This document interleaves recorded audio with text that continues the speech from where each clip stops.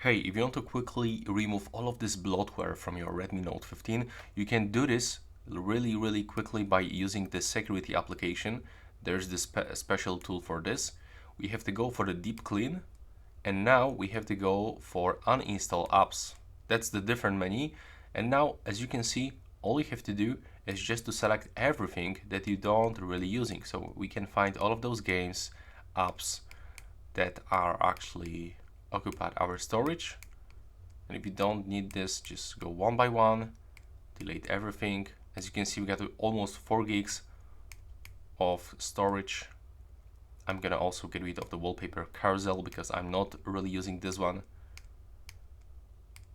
Maybe the Xiaomi community I'm gonna stay, but Google News, no way.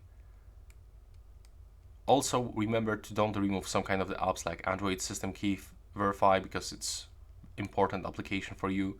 So only remove those apps that you don't really need.